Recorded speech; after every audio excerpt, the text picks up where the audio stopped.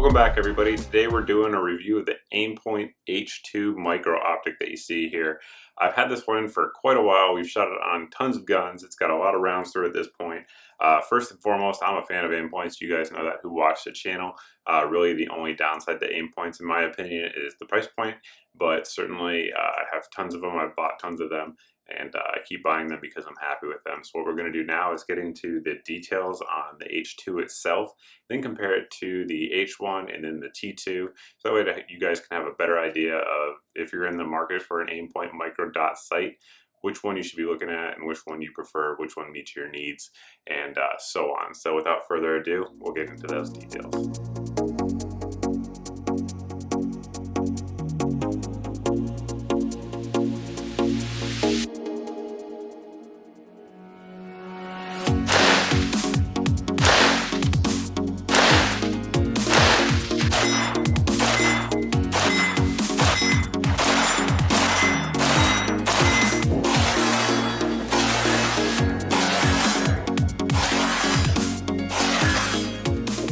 We'll go over the basic features of the optic and then get it a comparison with some of the other competitive Aimpoint models out there. So the Aimpoint H2 has a 50,000 hour battery life, so 5 years.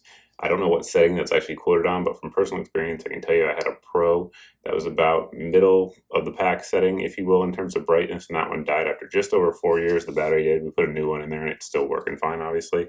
And I have an Aimpoint H1 that's probably about 4.5 years of steady use on setting 7, and it's still going strong. So the battery life does seem to be what they claim. So 50,000 hours of battery life, one thing that is a huge selling point for Aimpoint for sure. We do have our adjustment knob here that's going to indicate your brightness. The setting that's at the top right here is what it is. So right now this one here is set on 6. You can go all the way from 0 up to 12 in terms of brightness setting. And now of note, these are all day settings, so no night vision settings. Again, we'll get into that here in just a minute. The top elevation adjustment has the little 2-prong piece there for actually dialing in your windage and elevation. And when you do that, they are half MOA clicks, so approximately half an inch at 100 yards. And you can see there it does have the little indicator that tells you which way you want your point of impact to move. So if you want your point of impact to move up or to the right, you're going to turn this way. And if I quiet down, you can probably hear it. Nice audible clicks all the way through, indicating where you're moving it. I'll put that back down, and it is O-ring sealed. And the sealing there is just going to help give it a little bit more waterproofness. This is a submersible optic. We'll get into that again here in just a second, a little bit more. It does take a CR123 battery, which is right underneath here, a very readily accessible battery, available battery, I should say. They're out there, Walmart, Amazon, all kinds of places, so very easy to find when you're looking for a replacement once every 5 years. On the right here, we have one of my old H1s, and then of course the H2 that you guys have seen throughout this video. One apparent difference that should be apparent anyway is going to be these flip covers that we have on here. So these ones flip down or up depending on how you set them up.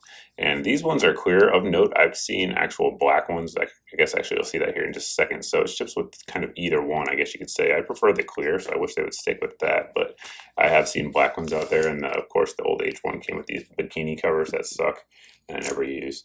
So that's certainly one of the differences. Another one there is the protected top turret there for elevation. You can see it has the little built-up aluminum piece there to protect it from impact. I'm not sure it was ever really an issue on the H1s, but for those of you guys that are worried about it, there you go. One thing that's not noticeable when you're just looking at it is that the adjustments in terms of when you actually move the brightness adjustment is much smoother on the H2. I don't know if it's just the sample of one, but it is a little bit smoother. It's something you'd never notice and really doesn't matter in real life, but just pointing that out there. Another thing that's nice is actually if you remove the screws on both of these, the H2 has helicoils, so stainless steel helicoils in there, which are going to help prevent stripping out of screws. It's one of the few criticisms of these Aimpoint micros that I've seen that seems to hold some merit. I have heard of many guys actually stripping those screws out, so the helicoils should help to prevent that for sure.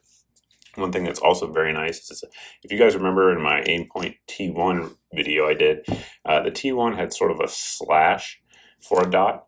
Now these, and the H1 does as well, on the H2, it's much more rounder and much more crisp even when you zoom in or use a magnifier, so that's certainly good as well.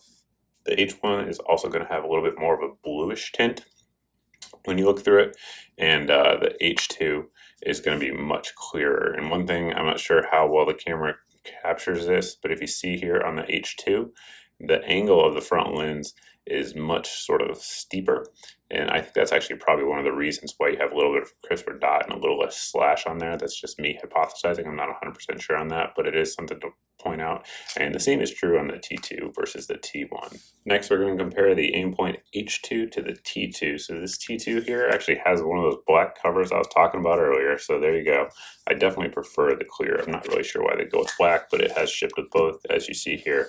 One difference that a lot of folks point out of these two optics is that the H2 has the Aimpoint written in silver Sharpie here, and it's blacked out on the T2 for a little bit more tactical look, if you will. So that's certainly one difference. Another difference is going to be the water submersibility. The T2 is rated down to 25 meters and the H2 is rated down to 5 meters. So I'm not sure how many of you guys are going to be doing scuba type operations with your rifles, but if you are, something to keep in mind. And of course, the big difference of the two is going to be the night vision settings that we have on the T2. So T2, the first three settings are going to be night vision compatible, so you won't be able to see them with the naked eye, but if you're mounting a night vision optic behind it, you will be able to see them with those. And of course, you could see them on the H2. However, the chance of burning out your night vision optic would be a little bit higher with the H2. That's why you want those specialized night vision settings. Of course, though, with the H2, if you're using something like a PEC 15 and like a helmet-mounted night vision device, it wouldn't be an issue. You can still use it in low light. You just don't really want to mount that optic behind it. Hopefully that comparison helped you decide which aim point to pick up if you guys are looking at the different micros trying to decide which one's good for you. This one here, this H2, came to us from Optics Planet, so we always appreciate them sending out these optics so that way we can review them for you guys, let you know what we think of them overall. And I want to point out there that we do have a discount code over there for the Mr. Guns and Gear channel followers. It's down there on the bottom of your screen, so if you guys are purchasing anything over at Optics Planet, it'll give you 5% off the price on there. So in terms of price, what do these things cost? Well, they're certainly not cheap, which is the downside of Aimpoints, but as of right now, when I checked over at Optics Planet's website, their list price was $700 or thereabouts. Of course, you get that 5% Mr. Guns and Gear discount, and if you watch the sale, sometimes they have other coupons available for these as well, so it's certainly not cheap. So take this versus the T2, right? The T2 is generally, most places, going to run you $50 to $60 more. So with the T2, of course, you get that night vision setting, which is really the big one. So if you need that capability, I'd probably look at the T2. If not, you don't expect needing that night vision capability, the H2 will save you a little bit of money and give you very, very similar performance other than that. So that's pretty much it, guys. I absolutely recommend Aimpoint microdots for self-defense, home defense, anything like that. My home defense rifle right now has an H1 on it as we speak, as I'm filming this video. Perhaps down the road the H2 will replace it, but that just shows I do have a good bit of confidence in these optics. I have a wide array of optics to choose from, and I choose to have the Aimpoint micros on my gun personally. So I'd say that speaks for itself. If you guys have any questions, though, you can always post below down in the comment section. You can also post over at my Facebook page as always. But thanks for watching, guys. Thanks for subscribing, and we'll see you in the next video.